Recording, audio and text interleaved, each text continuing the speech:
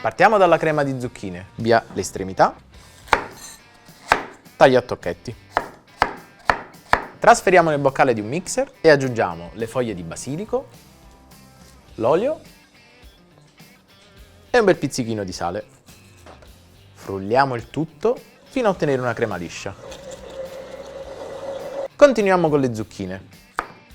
Dopo averle spuntate, le taglio con la mandolina. Questo qui è lo spessore giusto. Le metto in ciotola. Farina sulla spianatoia, facciamo la fontana e all'interno verso le uova. Inizio a lavorare con una forchetta.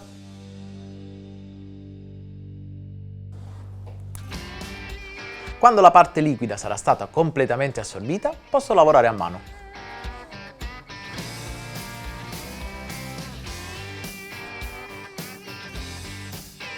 L'impasto è pronto, lo avvolgo nella pellicola e lo faccio riposare per 30 minuti. È il momento di tirare la pasta. Prelevo un pezzetto, metto giusto un pizzichino di farina e posso tirare tra i rulli della macchina, partendo dallo spessore più largo fino a quello più stretto.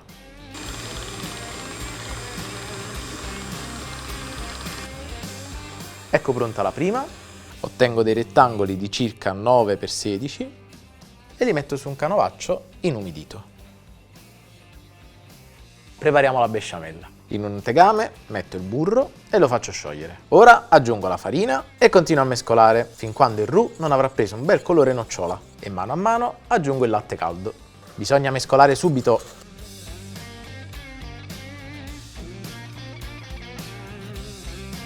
La besciamella scrive, vuol dire che è pronta. Regoliamo di sale e di noce moscata. E mo che teniamo tutto, possiamo comporre le lasagne. Verso una cucchiaiata di besciamella nella teglia, poi adagio le sfoglie, un altro strato di besciamella e ora sistemo le zucchine una a fianco all'altra, sovrapponendole leggermente. Un pizzichino di sale e di pepe, una spolverizzata di grana grattugiato e qualche cucchiaiata di crema di zucchine preparata all'inizio. E proseguo con gli altri strati.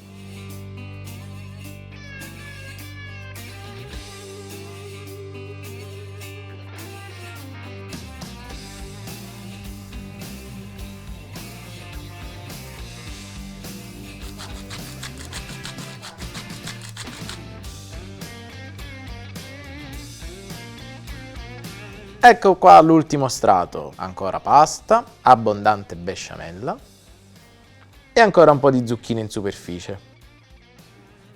Ecco. Schiaccio leggermente per far affiorare la besciamella. Completiamo con la crema di zucchine. Manca soltanto il grana. E mo sta bella teglia di lasagne cuoce in forno preriscaldato a 200 gradi per circa 40 minuti e per abbrustolire la superficie 4 minuti di grill.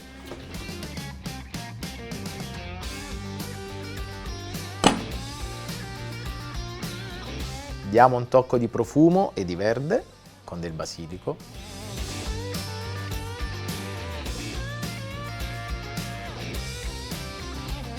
Queste lasagne alle zucchine devono essere soltanto assaggiate. Che buon di caffè.